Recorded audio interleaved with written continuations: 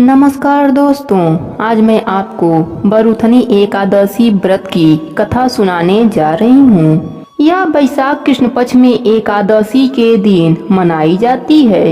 इसे बरूथनी एगारस भी कहते हैं। यह व्रत सुख सौभाग्य का प्रतीक है। सुपात्र ब्राह्मण को दान देने, करोड़ों वर्ष तक ध्यान मग्न तपस्या करने तथा कन्यादान से भी बढ़कर बरूथनी एकादशी का व्रत है।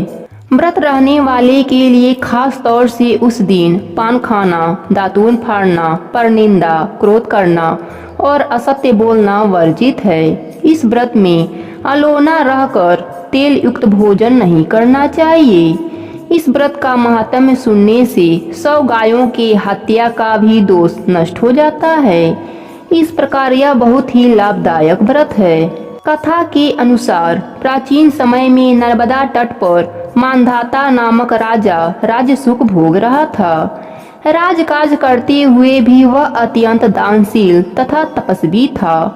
एक दिन जब वह जंगल में तपस्या कर रहा था, उसी समय एक जंगली भालू आकर उसका पैर चबाने लगा। थोड़ी देर बाद वह राजा को घसीटकर वन में ले गया। तब राजा ने घबराकर तापस धर्म के अनुकूल हिंसा क्रोध न करके भगवान विष्णु से प्रार्थना की। भगवान विष्णु प्रकट हुए तथा भालू को चक्र से मार डाला। राजा का पैर भालू खा चुका था। इससे वह बहुत ही शोकाकुल हुआ। विष्णु भगवान ने उसको दुखी देखकर कहा, हे वत्स, मथुरा में जाकर तुम मेरी 12 अवतार मूर्ति की पूजा बरूथनी एकादशी का व्रत रहकर करो। उसके प्रभाव से तुम पुनः पूर्ण अंगों वाले हो जाओगे। जो भालू ने तुम्हें काटा है, यह तुम्हारा पूर्व जन्म का अपराध था। राजा ने इस व्रत को अपार श्रद्धा से किया तथा सुंदर अंगों वाला हो गया। भगवान के प्रभाव को कौन समझ सकता है। वाल्मीकि जैसे व्याघ नंदनीय कर्म करने वाले जब उल्टा नाम मरा मरा का जप करके मोक्ष को प्राप्त हुए, यह तो उनके लिए मामूली बात थी। दूसरी कथा के अनुसार अवधपुरी नगर में शिव शर्मा नामक एक ब्राह्मण निवास करता था। उसके 5 पुत्र थे। इनमें जो सबसे छोटा पुत्र था, वह व्यसनों के कारण पाप कर्म करने लगा। इस कारण पिता तथा परिवारजनों ने उसका त्याग कर दिया।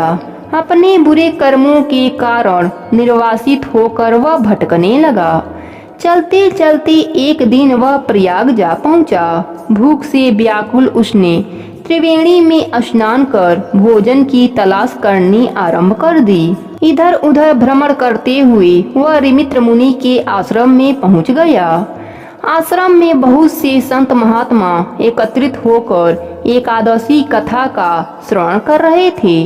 वह पापी भी एकादशी की कथा का श्रवण करता है। वह ब्राह्मण विधि पूर्वक एकादशी की कथा सुनकर उन सबके साथ आश्रम पर ही व्रत करता है। जब रात होती है तो देवी लक्ष्मी उसे दर्शन देती हैं और उसके पास आकर कहती हैं, हे ब्राह्मण, एकादशी व्रत के प्रभाव से मैं तुम पर बहुत प्रसन्न हूँ, तुम्हें वरदान देना चाहती हूँ। तब ब्राह्मण देवी लक्ष्मी से एकादशी व्रत का महात्म्य सुनने का आग्रह करता है।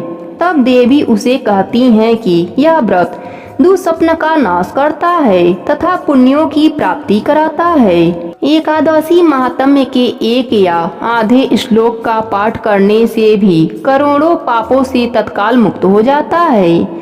जैसे मासों में पुरुषोत्तम मास, पक्षियों में गरुड़ तथा नदियों में गंगा श्रेष्ठ हैं, उसी प्रकार तिथियों में एकादशी तिथि सबसे श्रेष्ठ है। इतना बताकर लक्ष्मी देवी उस ब्राह्मण को वरदान देकर अंतर ध्यान हो जाती हैं। श्री हरि विष्णु के अनेक मंत्र हैं। इनका जाप कर धन वैभव समृद्धि तथा जीवन के अनेक कष्टों से मुक्ति पाई जा सकती है। शीघ्र फलदायी मंत्र है, श्री कृष्ण गोविंद हरे मुरारे, हे नाथ नारायण वासुदेवाय।